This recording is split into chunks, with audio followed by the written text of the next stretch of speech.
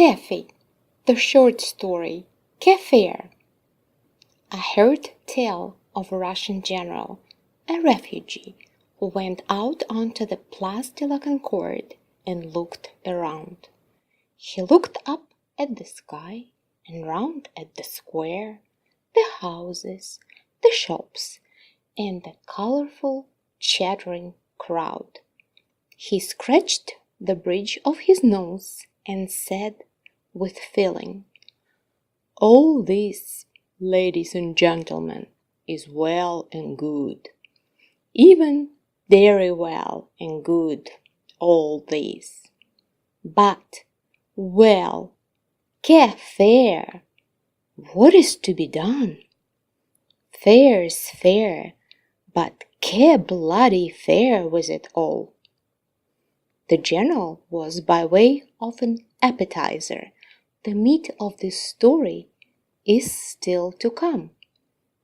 We, les russes, as they call us, live the strangest of lives here, nothing like other peoples. We stick together, for example, not like planets by mutual attraction, but by a force quite contrary to the laws of physics, mutual repulsion. Every Russe hates all the others, hates them just as fervently as the others hate him. This general antipathy has given rise to several neologisms. Hence, for example, a new grammatical particle, that crook, placed before the name of every Russe anyone mentions. That crook Akimenko, that crook Petrov, that crook Savelyev. This particle lost its original meaning long ago and now equates to something between the French le, indicating the gender of the person named, and the Spanish honorific don, Don Diego, Don Jose. You will hear conversations like this. "Some of us got together at that crook Velsky's yesterday for a game of bridge. There was that crook Ivanov, that crook Gusin, that crook Popov. Nice crowd." A chat between business people might go like this. "I would advise you to get that crook Parchenko in on this deal. Very useful chap. Oh, but isn't he can he be trusted? Good Lord, yes. That crook Parchenko. Trust him with my life. He's pure as the driven snow. Wouldn't we be better off with that crook Kusachenko? Oh, no. He is a great deal crookeder." New arrivals are startled to begin with, even alarmed by the prefix. Why a crook? Who said so? Have they got proof? What did he do? Where? And they are even more alarmed by the nonchalant reply. What? Where? Who knows? They call him a crook, and that's fine by me. But what if he isn't? Get away with you. Why ever wouldn't he be? And that's right. Why wouldn't he? The Russes, sticking together here by mutual repulsion, fall into two distinct categories. Those sell in Russia and those save in Russia. The sellers lead a merry life. They frequent theaters, dance the foxtrot, have Russian cooks, and invite the savers of Russia over to share their Russian borscht. In the midst of all this frivolity, they don't neglect their main occupation. But if you should ask how much they're selling Russia for these days, and with what conditions attached, you are unlikely to get a straight answer. The savers are a very different kettle of fish. They are hard at it day and night, constantly on the move, always ensnared in political intrigues, and forever denouncing each other. They rub along quite happily with the sellers and get money from them to save Russia, but they loathe one another with a white-hot passion. Did you hear about that crook Ovechkin? What a snake he's turned out to be! He is selling Tambov. Well, I never. Who to? What do you mean, who to? To the Chileans? What? To the Chileans, that's what.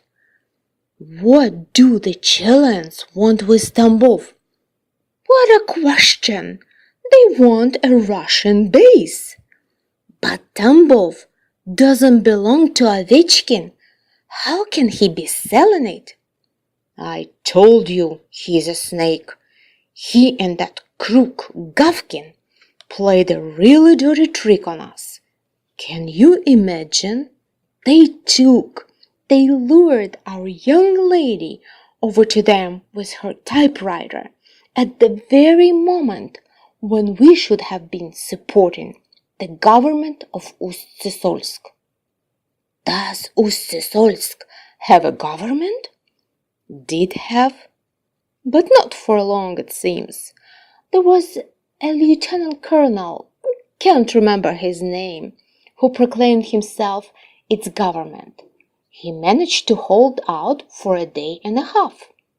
If we would come to his aid in time, we could have saved the situation.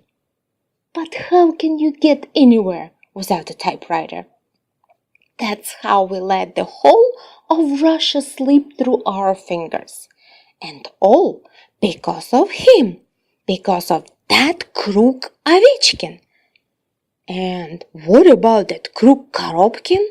Have you heard? That's pretty rich too. He accredited himself as ambassador to Japan.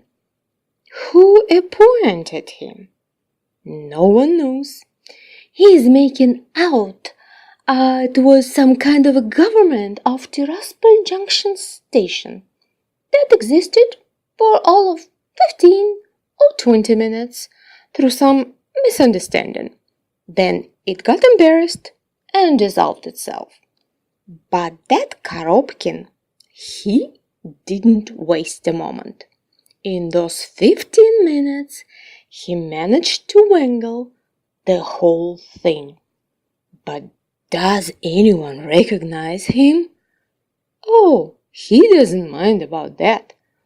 All he wanted out of it was a visa. That's why he credited himself. It's a disgrace. But did you hear the latest news? They say Bakhmach has been taken. Who by? No one knows. Who from? We don't know that either. It's disgraceful. Where on earth did you find all this out? On the radio? We get the Kiev telegraph and listen to Bolshevik broadcasting from Moscow. And now we got our own pan-European station, Eurogarble News. What does Paris make of it?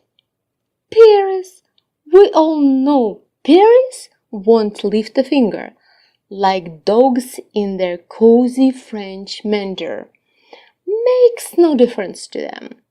Now, tell me, does anyone understand any of this? Not really. You must know what Tuchev said all those years ago. You cannot understand Russia with your mind.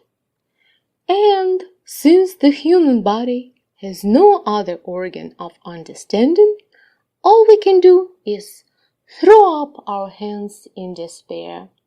They say one of our public figures was starting to understand with his stomach, so they sent him packing.